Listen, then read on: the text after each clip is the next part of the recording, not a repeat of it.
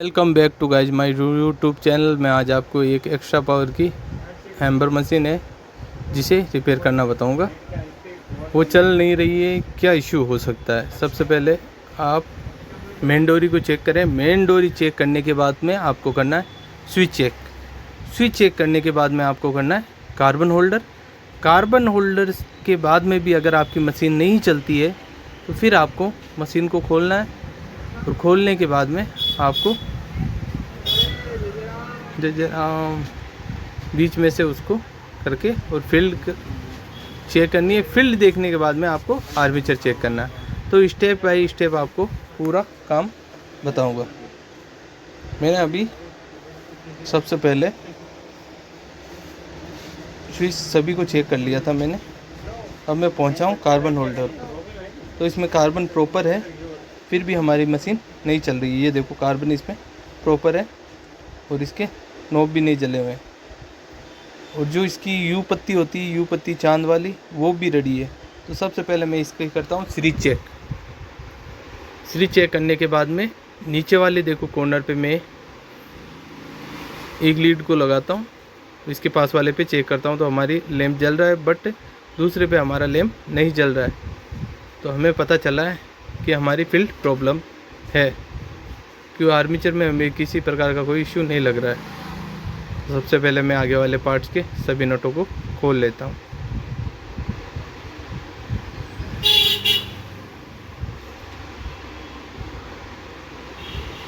खोलने के बाद में पेचकस की सहायता से इसको दोनों पार्ट्स को अलग करेंगे बीच में से।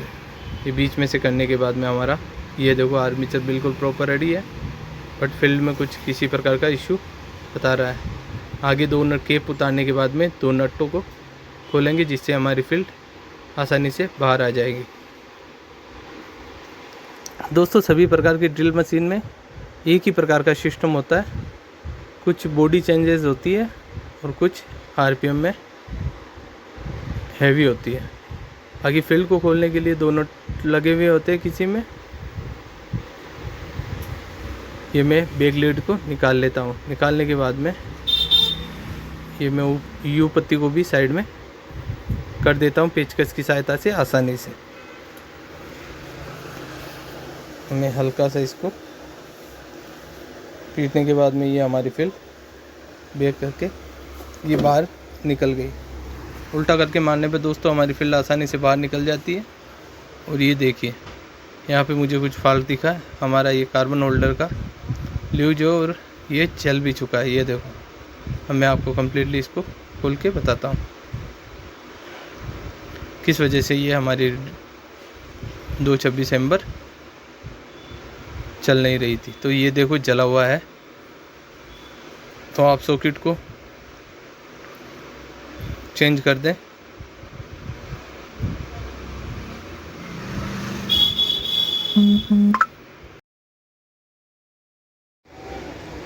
ये एम्बर को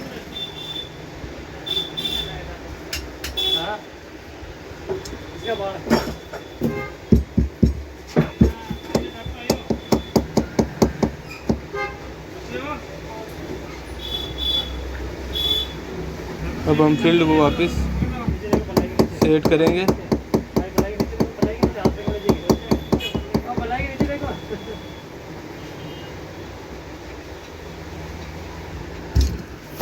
और मशीन को फील्ड के नटों को वापस कस देंगे।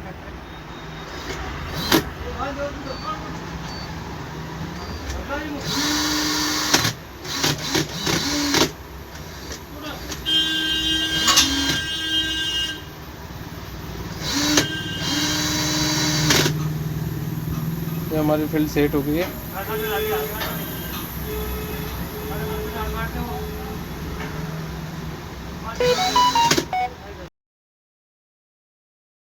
ये मैं स्विच के पीछे वाली पत्ती को बैक साइड में आसानी से लगा देता हूँ।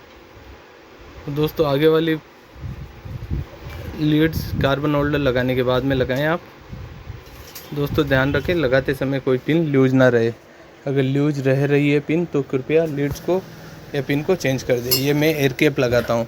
एयर कैप का क्या काम होता है दोस्तों, मैं बताना चाहता हूँ। अगर हमारी ड्रिल मशीन गर्म हो रही है तो एयर कैप इसका बहुत बड़ा योगदान रहता है। अगर एयर कैप घस जाती है जिसकी वजह से भी हमारी ड्रिल मशीन इश्यू करने लग जाती है।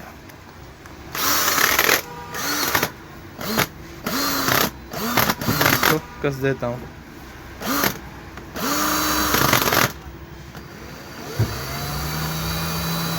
ये इसका बैक साइड है।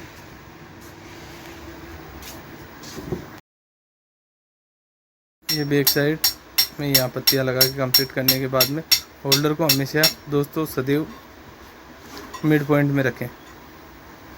जो है दोनों को लेयर को आपस में दबाएं और हल्के हाथों से अंदर की ओर जाने दें। ये हमारा होल्डर सेट हो चुका है। अब स्विच के पास में हम लीड लगाएंगे। लीड लगाने के बाद में अब हम इसको पैकिंग करके टेस्टिंग करेंगे।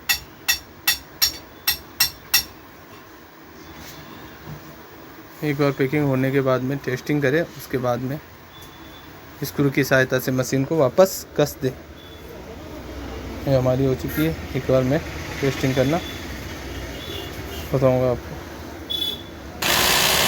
दोस्तों ये मोड हमारा रहता है ब्रेकर पे। ये यहाँ पे शादी हो जाती है, बीच में ब्रेकर, नीचे की साइड में ये होल्ड डाउन होकर हैम्बर में हो जाती है। जिससे ये घूमती नहीं है, सिर्फ हैम्बर करती है। पीछे की साइड को नट करके मैं आसानी से इसे चेक कर देता हूँ। दोस्तों वीडियो अच्छा लगा है तो मेरे चैनल को लाइक और